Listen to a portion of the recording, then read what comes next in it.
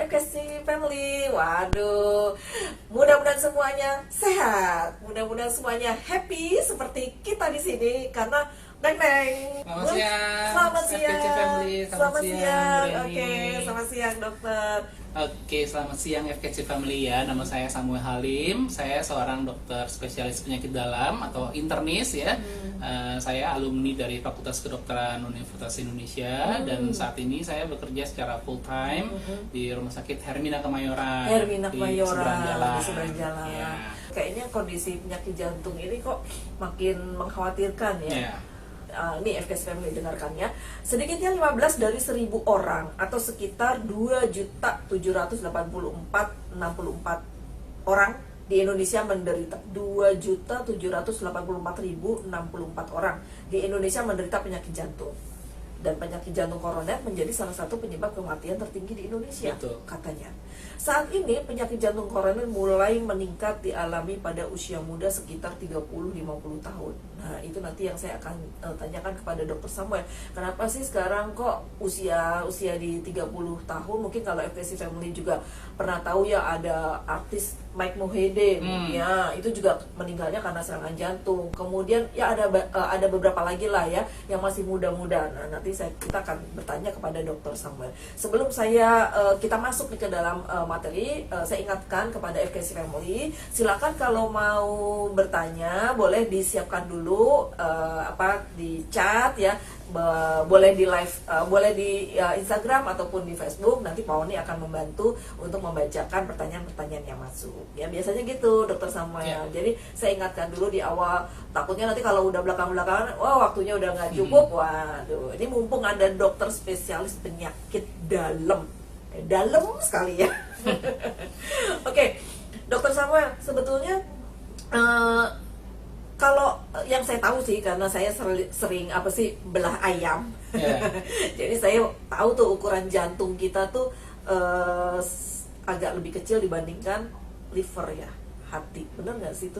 Oh, jadi antara jantung sama liver ya. Walaupun dalam bahasa Inggris itu agak nyaru ya. Bahasa Inggris itu kan bahasa Inggris itu jantung itu heart. Heart, betul. Tapi kalau kita bahasa Indonesianya heart itu diterjemahkan hati. Betul. Nah, padahal hati itu bahasa Inggrisnya liver. Nah, betul. Posisinya berbeda. Jadi kalau pada manusia secara umum, sebagian besar manusia jantung itu letaknya di dada. Ya, jadi kalau kita suka begini ya, dada di sebelah kiri. Sebelah kiri. Inilah jantung. Seperti ini ya, FKC Family ya. Ini kurang lebih jantung kita tuh sebesar kepalan tangan. Sekepalan tangan kurang lebih segitu masing-masing ya. orang masing-masing gitu orang ya. Okay. Nah, kalau liver tuh letaknya di rongga perut. Perut di sini. Ya, di sini ada namanya diafragma yang membagi antara dada sama perutnya. Kalau liver itu ada di sebelah kanan. Di sebelah kanan. Ya, perut sebelah kanan atas. Itu jadi jantung itu berdetak mulai dari waktu dalam kandungan sampai lahir itu bayi sampai nanti ajal menjemput. Sampai titik gitu ya. Titik. Nah, itu dia tidak pernah berhenti. Kisarannya yang normal antara 60 kali per menit sampai 100 kali per menit. Ketika kita sedang tidur atau ketika sedang istirahat, duduk, begitu ya, nggak ngapa-ngapain, nah itu biasanya lebih rendah denyut jantungnya dibandingkan ketika kita sedang beraktivitas, lari kah, olahraga, itu pasti denyut jantungnya lihat pacar, debt kolektor. Nah, jadi deg-degan itu memang disebabkan oleh jantung yang berdebar lebih cepat. Begitu ya. Tapi kan bukan berarti kalau begitu artinya ada masalah ya, bukan begitu ya. Betul. Jadi kadang-kadang berdebar-debar itu hal yang lumrah. Proses alami yang Tuhan berikan untuk respons. Jadi kita seneng anak kita dapat nilai bagus misalnya, kan menjadi excited, jadi jantungnya lebih berdebar-debar. Nah, tapi ada kalanya jantung yang berdebar-debar itu kurang baik, menandakan ada masalah. Ada masalah. Iya, nah itu yang kita akan bahas ya. Oke. Nah, penyebab penyakit jantung itu yang paling banyak tuh kasusnya karena apa, Dok? Nah, ini menarik. Jadi memang tadi sudah disebut di awal Breni ya. Jadi jantung itu kan, ini sekali lagi nih ya, jantung itu banyak anatominya, bagian-bagiannya ya. Ada yang namanya pembuluh koroner. Ini pembuluh darah yang memperdarahi atau memberi makan ke bagian-bagian jantung, namanya pembuluh koroner.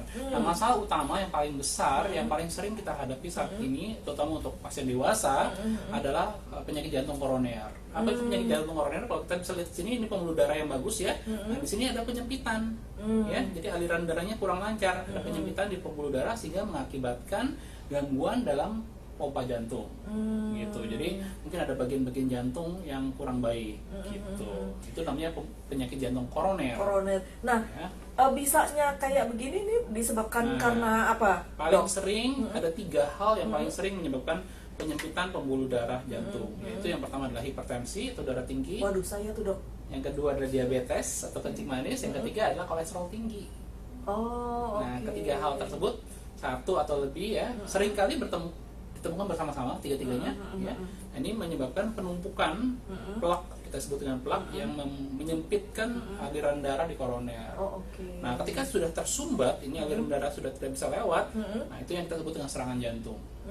Serangan jantung. Jadi serangan jantung juga ada gradasinya, ada yang mulai dari yang agak ringan ya, agak ya saya bilang, agak ringan, sedang sampai yang paling berat. Nah, bahkan sampai bisa menimbulkan kematian mendadak. Nah, gejalanya itu seperti apa? Menyangkut nanti tema kita pada siang hari ini kan, nyeri dada. Nyeri Apakah dada. itu sakit jantung Iya. gitu lah? Memang benar sih. Saya juga sering baca dok, nyeri dada itu merupakan yang apa sih gejala paling umum, Khas, paling ya? khas, paling utama pada penyakit jantung. Sebelum kita masuk ke nyeri dada, sebenarnya gejalanya apa lagi sih? Ya, jadi jantung penyakit itu? jantung kan tadi banyak ya. Tadi saya baru sebutkan satu, yaitu penyakit jantung Koroner, koroner. oke. Nah, penyakit jantung juga bisa gagal jantung. Oh, Bisa apa? juga jadi pompa jantungnya kurang baik. Itu namanya gagal jantung. Ya. Atau bisa juga masalahnya di katup jantung. Lihat di sini ada bilik-bilik jantung. Nah, di antara bilik-bilik jantung itu ada katup. Ya, yang memisahkan antara bilik-bilik jantung ini. Nah, ini kalau katupnya bermasalah juga bisa menimbulkan gejala yang kita sebut dengan penyakit katup jantung. Katup jantung. Ya, katup jantung. Nah, yang ketiga yang cukup sering juga adalah gangguan irama jantung. Oh. Ya, iramanya yang bermasalah. Nah, itu juga bisa aritmia ya, bahasa medisnya aritmia. Betul. Cuman kalau misalnya orang awam itu dia akan bisa nggak sih membedakan aritmia lah, masalah katup jantung lah, atau jantung koroner, itu bisa nggak sih Kalau dok? dia sudah pernah memeriksakan diri dan dia well educated, dia peduli, ya dia pengen cari tahu, tuh harusnya bisa bedakan. Oh, gitu. Walaupun memang kalau awal-awal mungkin dia bingung ya. Termasuk juga kadang-kadang dokter juga nggak langsung tahu. Oke. Karena kita perlu melakukan pemeriksaan lebih dalam, pemeriksaan penunjang ya, tambahan, Betul, periksa betul. lab maupun EKG gitu. Nah, itu perlu dilakukan. Gitu. Oke. Nah, memang tapi gejalanya, karena ini kita bicara soal jantung, tadi kan saya sudah katakan jantung itu letaknya di dada Ya, sebelah sebelah kiri. kiri. Jadi kebanyakan ya gejala bermanifestasi adalah rasa kelainan tidak enak di daerah dada, Daerah terutama dada. di daerah Dada kiri. sebelah kiri. Ya. Nah, kelainannya itu macam-macam. Ya, kalau misalnya tadi gagal jantung, itu dia lebih ke arah sesak. Oh. Sesak, nafasnya sesak ketika beraktivitas, misalnya naik turun tangga capek, gampang sesek, atau kalau tidur nggak bisa tuh pakai satu bantal, dia harus agak tinggi bantalnya. Nah, betul, itu salah satu ya gejala gagal jantung. Nah, tapi kalau serangan jantung, penyakit jantung koroner yang mengakibatkan serangan jantung, itu tanda khasnya tadi adalah nyeri di dada sebelah kiri. Nyerinya itu seperti tertindih benda berat. Jadi bukan nyeri seperti tertusuk-tusuk, bukan. Ya, jadi kalau kita bayangkan ya, nyeri itu kan macam-macam ya. Iya, betul. Ada yang kayak ketusuk jarum gitu ya, tajam, itu bukan. betul. Tapi nyeri yang serangan jantung itu adalah nyeri yang tumpul, ya, seperti tertindih benda berat. Nah, bayanginnya kalau dulu dosen saya ngajarin seperti didudukin gajah, tapi kan kebayang ya gajah didudukin kita langsung hajar ya. Iya, Mungkin betul. gini, kalau yang punya anak kecil, umur 4-5 tahun, bayangin anak Bapak Ibu FKC Family dudukin dadanya, kayak gitu, ketekannya. Jadi seperti ditindih atau tertekan benda berat di dada sebelah kiri, dan nyerinya itu menjalar ke lengan kiri. Menjalar ya, nyeri-nyerinya itu menjalar ke lengan kiri, ke leher, ke daerah dagu sebelah kiri, ke belakang, sampai ke punggung belakang. Seperti itu. Tapi itu langsung, menjalarnya itu langsung pada saat itu juga. Saat itu juga, dalam hitungan beberapa menit. Oh. Dan nyerinya tidak hilang, gitu. tidak hilang. Jadi nyerinya ada terus. Itu udah makin memberat. Nah, kalau gitu, bahkan kalau yang sudah berat bisa disertai dengan lemes, langsung juga sesak nafas, bahkan hilang kesadaran. keringat dingin. Iya. Oke. Mual, kadang disertai juga mual. Oh, Itu oke. khas sekali untuk serangan jantung. Oh, Itu yang seperti itu memang jangan ditunda-tunda, harus langsung dibawa ke rumah sakit, ke gawat darurat untuk melakukan pemeriksaan lebih lanjut dan penanganan lebih lanjut dengan segera. Gitu. Oke. Kalau yang katup tadi, yang katup jantung itu Nah, gejalanya? kalau katup biasanya gejalanya adalah sama tadi sesak ya, Iya. dia bermanifestasi akibat kelainan katup itu membuat pompa jantungnya kurang maksimal, Oh, kurang optimal, oke. sehingga terjadi pemasukan darah ke seluruh tubuh juga kurang baik. Sehingga apa yang lancar. terjadi ketika dia melakukan aktivitas, dia gampang lelah, dia gampang sesak. Oke. Bahkan kalau pada bayi ya, jadi biru. Oh iya, benar. Jadi bayinya itu nangis jadi biru. Betul, gitu. betul, Nah betul, itu betul. yang sering dijumpai. Nah, terutama kalau penyakit jantung yang katup ini biasanya paling sering bawaan, ya, kongenital, jadi bawaan lahir. Nah, biasanya Iya. memang lebih banyak dijumpai pada bayi, pada anak-anak. Oh gitu. Ya, kalau dewasa, kalau dia survive nanti, kalau misalnya kelainannya tidak terlalu berat, sampai ke dewasa juga masih bisa dibawa. Atau ada penyakit jantung yang memang katup jantung yang didapat ketika sudah dewasa juga ada. Oh gitu. Ada, Bisa juga. bisa juga. Gitu. Jadi bisa juga karena dia bawaan, katup jantungnya bisa juga karena ketika sudah dewasa terkena, baru terkena juga bisa. Oh gitu. Tapi kebanyakan memang bawaan dari lahir ya. Ya, Oh, itu. oke. Jadi kita harus bedakan tuh. Masalah jantung kan kalau orang bilang kan sakit jantung itu sebenarnya banyak. Gitu ya. Jadi kita memang perlu lebih spesifik. Jadi di FSC Family setelah ikutin acara kita ini ya Bu Reni jadi Iya. lebih pintar nih pasti nih. Harusnya lebih pintar. ini saya juga banyak baru sebentar kita ngomong aja kayaknya juga saya banyak, waduh, pengetahuannya bertambah banget ya. Mudah-mudahan Anda juga ya. Oke, sebelum masuk nih Dr. Samuel ke debar-debar tadi itu. Oh iya, itu ya. bahas ya debar-debar. Belum. Kita belum debar-debar nih sih. Belum. Sama Bu Reni sih debar-debar. Debar. Saya pernah ngalamin Dr. Samuel saat saya perjalanan makanya ngeri juga sih, saat saya perjalanan keluar kota. Nah, kebetulan waktu itu naik travel kan ya, jadi ke bandara itu naik travel karena di kota sana tidak ada bandara, jadi kita ke kota sini.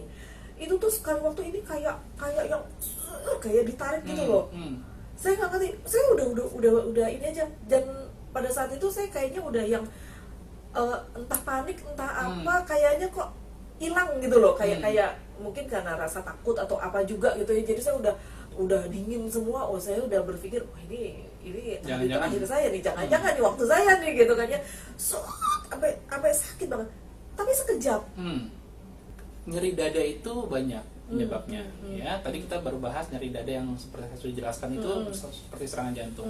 Nah, tetapi mungkin nyeri dada yang Bu Reni tadi alami itu yang cuma sekejap itu, kemungkinan sih bukan masalah jantung, Bu. Alhamdulillah. Santai. Jadi penyebabnya banyak. Ya, bisa juga karena otot, Bu. Ya, ototnya kram. Karena kita posisi kita ya, misalnya tidur karena kan begini. itu lama dong. Ya. Naik travel itu Jadi 2 dia kram. jam lebih. Otot dadanya gitu. kram, jadinya sakit. Atau kalau misalnya FSC Family sering olahraga yang nge-gym, push up, ya, angkat beban, sakit tuh. Kalau yang belum terbiasa olahraga. Jadi masalah otot menyebabkan nyeri dada. Tetapi itu berbeda dengan serangan jantung yang tadi saya jelaskan. Yang kedua masalah paru. Jadi kalau misalnya ada masalah di paru, terutama di selaput pembungkus paru ya, atau kita sebut dengan pleura. Jadi kalau ada peradangan di selaput parunya, itu juga bisa bermanifestasi dengan nyeri dada. Tapi itu nyerinya seperti tajam. Kayak ditusuk-tusuk gitu. Tusuk-tusuk ya, tajam. Betul. Nah, itu mungkin juga ada sesak ya, karena kan urusannya sama paru-paru ya. Betul. Nah, tapi yang ketiga nih yang lebih sering juga, yang tidak kalah sering juga adalah GERD. Pernah dengar nggak? Oh ya, gastroesophagus reflux disease. Maksudnya apa? Asam lambung, lambungnya ada di perut ya. Dia asam lambungnya naik ke Betul. kerongkongan. Betul. Nah, ketika asam lambung naik ke kerongkongan, ini yang menyebabkan iritasi, menyebabkan rasa sakit, rasa panas, rasa terbakar di daerah dada. Nah, itu ya heartburn, betul. Namanya istilahnya heartburn. Nah, itu mungkin itu yang waktu itu Bu Reni rasakan. Iya. Jadi betul. terutama kalau yang biasanya itu wanita. Wanita usia muda, pria juga bisa sih. Mungkin diperparah dengan stresor, misalnya lagi sibuk, kurang tidur, betul. Capek ya, betul. Atau habis makan makanan tertentu yang terlalu pedas, kopi dan sebagainya, itu betul. memperparah. Itu yang Betul. kita sebut dengan GERD. Ya, memang GERD ini kita harus bedakan dengan serangan jantung, ya. gitu. Nah biasanya kalau pada wanita muda yang tidak ada hipertensi, tidak ada diabetes ya, yang belum menopause, sangat jarang terjadi serangan jantung, sangat jarang. Oh gitu. Tapi kalau pria bisa, pria umur 30 tahun ke atas ini risiko. Tapi kalau wanita karena ada hormon estrogen, dia sangat jarang ketika dia belum menopause untuk terkena serangan jantung. Kecuali kalau dia ada diabetes, bisa ada hipertensi, ada diabetes itu bisa. Tapi kebanyakan wanita itu tanda kutip relatif aman terhadap serangan jantung. Nah, sampai dia menopause, estrogennya sudah turun, itu risikonya sama dengan pria. Pengaruh hormonal, ya. Jadi estrogen, estrogen itu pada wanita kan lebih banyak, itu yang memproteksi. Gitu. Kalau pada pria kan testosteron, justru kalau pria kan lebih banyak aktivitas, aktivitas fisiknya lebih banyak. Nah, itu justru malah apalagi kalau dia mempunyai faktor risiko, misalnya dia ngerokok, minuman keras, ngerokok, itu ada faktor risiko, ya, membuat pembuluh darah menyempit, dan itu salah satu faktor risiko untuk terjadinya serangan. Oke, satu lagi pertanyaan dari saya, Dok. Oke, wanita tadi mungkin resikonya lebih rendah dibandingkan laki-laki di usia-usia yang belum sampai mencapai menopause, ya. Tapi kalau misalnya si wanita ini mempunyai faktor genetik, ya, yang keluarganya juga punya, adalah beberapa yang punya masalah jantung, gimana, Dok? Itu juga bisa. Itu bisa. Menjadi resikonya menjadi lebih besar dibandingkan wanita yang tidak ada dari lingkungan yang punya masalah dengan jantung, gitu ya. Kan jadi memang kita harus bedakan gejala GERD sama gejala serangan jantung. Betul. Jadi GERD itu kan akibat memang awalnya karena asam lambung yang berlebihan, lalu dia naik ke atas ke daerah kerongkongan sehingga menimbulkan rasa panas. Jadi GERD itu yang khas adalah perutnya nggak enak, perutnya kembung, sebah gitu, mual, begah atau sebah gitu ya. Lalu ada rasa panas yang heartburn tadi Ibu Reni katakan, heartburn, rasa panas di dada, dan itu biasanya di daerah tengah, Bu. Ya, jadi bedakan dengan tadi serangan jantung yang lebih ke arah kiri dan tertekan benda berat dan menjalar. Ya, menjalar. Tapi kalau GERD itu dia nggak menjalar. Jadi dia di tengah, kira-kira daerah tengah, di daerah dada tengah, dan rasanya agak panas, ya. Dan juga rasa tidak enak di daerah perut. Ya, memang ada riwayat sakit mah tadi ya, dikatakan sakit mah. Itu kan sebenarnya variasi aja ya. Orang bilang sakit mah, variasinya adalah itu GERD itu. Kalau mungkin saya menangkap pertanyaannya beliau, apakah GERD ini bisa menyebabkan sakit jantung? Enggak kan? Enggak, karena itu Enggak, dua hal yang berbeda ya. Dua hal yang berbeda nih, jalurnya berbeda. Cuman mungkin karena tadi itu yang tadi Dokter Samuel sampaikan ya, rasa panas di dada jadi dan agak mengarah, jadi sebenarnya sih di tengah-tengah ya. Kalau si GERD itu ya, kalau masalah jantung memang baru ke arah jantung gitu ya. Memang kita perlu membedakan ya. Jadi maksud saya begini, jangan kita menyepelekan sakit dada itu, ini mah GERD gitu ya, kita sepelekan dulu, tidak berobat misalnya. Tapi juga jangan terlalu parno bahwa dulu sama jantung gitu ya. Memang kita perlu membedakan. Nah, dengan mengikuti acara seperti ini, mudah-mudahan Bapak Ibu FKC Family bisa mendapatkan informasi awal ya, minimal informasi awal untuk kita membedakan. Nah, memang kasus per kasus kita perlu cek ke dokternya, ya kan, nanti dicek ini apakah GERD ataukah malah masalah jantung gitu ya. Memang kita perlu lihat kasus per kasus. Kalau dikatakan nyerinya pada saat menarik nafas, itu justru kemungkinan saya belum tahu pasti karena kan saya harus cek pasiennya. Mungkin kelainannya di paru-paru. Bisa jadi kelainannya di paru-paru atau di otot. Ya, mungkin ada otot yang kram yang posisinya salah sehingga ketika menarik nafas kita meregangkan otot sehingga jadi nggak enak. Atau masalahnya di paru-paru atau di selaput paru tadi yang saya katakan pleura itu. Ya, misalnya ada peradangan ada apa yang menyebabkan nyeri ketika dia menarik nafas. Justru bukan jantung. Kalau jantung itu nggak seperti itu cirinya ya. Dia kan nyeri terus-terusan. Jadi nggak sebab tarik nafas atau enggak. Jadi pokoknya nyerinya terus-terusan dan makin memberat, tidak hilang. Kalau Bu Reni bilang hitungan detik sekejap, itu sih bukan jantung pula gitu ya. Itu kemungkinan mungkin otot aja. Iya betul. Nah, memang tapi kalau memang rasanya cukup berulang tadi Ibu ya, berulang kok rasanya jadi khawatir ya, silakan cek ke dokternya. Betul. Untuk diperiksakan lebih lanjut. Nah, kalau perlu nanti dilakukan pemeriksaan seperti misalnya ronsen, X-ray ya, X-ray kita melihat apakah ada masalah di paru-paru atau tidak. kita bisa lakukan pemeriksaan namanya elektrokardiografi EKG. EKG. Jadi benar. ditempelkan Iya. ya di daerah dada sini. Jadi yang dijepit-jepit itu kan? Dijepit-jepit gitu ya, tapi nggak akan nyetrum, tenang aja. Tidak akan Iya, nyetrum iya, ya. betul. Nanti dilihat gelombang jantungnya. Nah, nanti dari situ kita bisa menduga, memperkirakan apakah ada penyempitan di pembuluh koroner tadi. Kelihatan gambaran awalnya dari EKG tersebut. Nah, nanti bila memang diperlukan, kita bisa lakukan pemeriksaan lanjutan, Bu, seperti treadmill.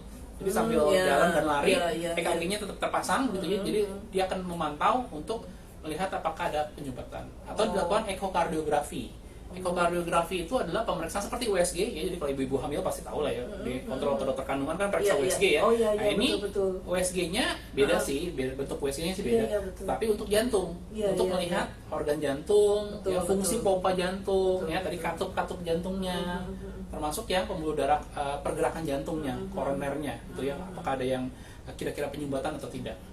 Nah, nanti kalau memang diperlukan lagi, kita akan one step lagi adalah namanya kateterisasi jantung. Kateterisasi jantung itu nanti dimasukkan kateter dari pembuluh darah ya di lengan ataupun di kaki untuk melihat pembuluh darah koroner tadi nih ya, yang di sini nih ya, pembuluh darah koroner ini cabang-cabangnya kan banyak nih ya. Nanti dimasukin ke selang sini untuk melihat, disemprotkan zat untuk melihat apakah bagian-bagian koronernya ada yang tersumbat atau tidak, yang seperti ini nih. Nanti jelas kelihatan ya. Kalau memang ada tersumbat seperti ini misalnya, penyumbatannya lebih dari 70%, itu kita perlu pasang ring stent atau ring supaya pembuluh darahnya tetap lebar. Kalau sudah tidak ada yang bertanya lagi, mungkin saya sedikit singgung mengenai produknya. Ini adalah paket jantung, ya. Jadi kita tuh punya beberapa paket, ada paket jantung, paket liver, gitu ya. Nah, paket diabetes kita juga ada. Nah, untuk produknya sendiri, mungkin kemarin Dokter Samuel juga sudah pelajari. Nah, yang paling utama adalah yang namanya Carmax nih, Dok. Ya, Dokter Samuel kan juga pasti udah baca. Carmax ini isinya adalah antioksidan, ada omega 3, ada alpha lipoic acid. Tahu dong? Iya dong. Nah, ALA ini dia memang dia antioksidan yang unik, jadi dia bisa tidak hanya bermain di cairan air, tapi juga dia bisa bermain di minyak gitu loh. Kalau antioksidan yang lain mungkin hanya di air aja atau di minyak saja. Nah, kalau ini dia dua-duanya. Jadi keunikan produk kita ini, Dok, si Carmax ini dari alanya itu terutama.